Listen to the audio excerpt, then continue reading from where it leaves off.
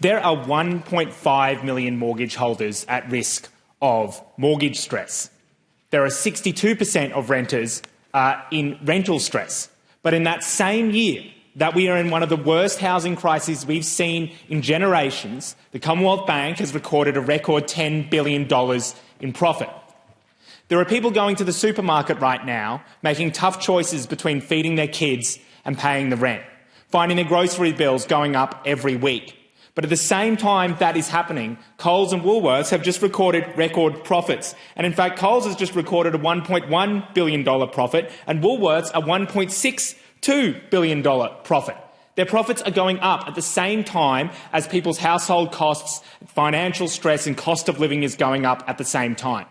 We have a political and economic system so entirely stacked against ordinary people that we can have the Coles and Woolworths come out and talk about how they're going to crack down on people, on more theft occurring at supermarkets, while at the same time they're robbing millions of Australians blind, abusing their market power, driving up costs, while we have a government and a Labor government unwilling to hold them to account. I mean, the gall of these massive corporations making massive profits, turning around and saying, oh, we don't understand while theft is going up. Well, what happens when a single mum has at the supermarket and knows if she can steal a carton of milk, then she'll be able to make sure her kids get a good feed the next day? And all of a sudden, the society and the media are focusing on that and not focusing on the fact that these corporations are robbing Australians blind. Now, there is entirely a solution that the government could pursue.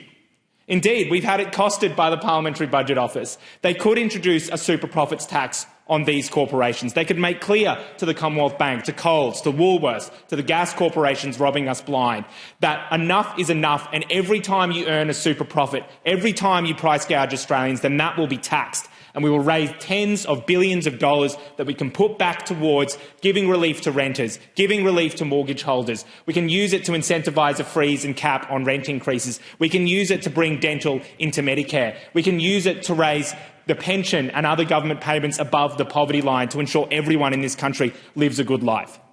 Perhaps the cruelest irony is that every time inflation has gone up over the last 24 months, every time the Reserve Bank has polled up to Australians and they've solemnly said, oh, well, the way to deal with the inflation crisis is to raise interest rates. And all that does is put pain on mortgage holders, on renters and on ordinary people doing it tough, and does nothing to address the real cause for the inflation crisis, which is massive super corporate profits. Does anyone seriously believe that it's workers and wages that are causing the inflation crisis? And a lot of economists now have made very clear that what is causing the inflation crisis, what is causing the cost of living crisis, is companies like Coles and Woolworths abusing their duopoly power and driving up the cost of living, driving up prices and driving up profits. And then the only solution that our government has, really, is to rely on the Reserve Bank to jack up interest rates, which only puts people in more financial stress and more pain and punishes the people who have nothing to do with this, while allowing banks like the Commonwealth Bank to drive out their profits even more. That's how rigged this system is against ordinary people. Now, we do have solutions: a freeze and cap on rent increases, taxing super profits to make sure those corporations are disincentivised from driving up their prices, because they know if they do, then we'll just tax that and use that to do things like bring dental into Medicare, build public and affordable housing, fully fund our public education system so the public schools aren't forced to charge exorbitant student fees, things that have been done before in countries around the world. Not only that, but we could also, for instance, scrap student debt. And that's the other deep irony, the cruel feedback mechanism that is screwing people over. That every time Coles, Woolworths and Commonwealth Bank drive up their prices, thus drive up inflation, drive up the rate of CPI, means that when student debt is indexed, that goes up even further. Indeed, we've got a situation where while gas corporations are making record profits, the government's so-called gas tax is only going to raise $2.5 billion over the next 4 years, at the same time as they're about to make $5 billion indexing student debt.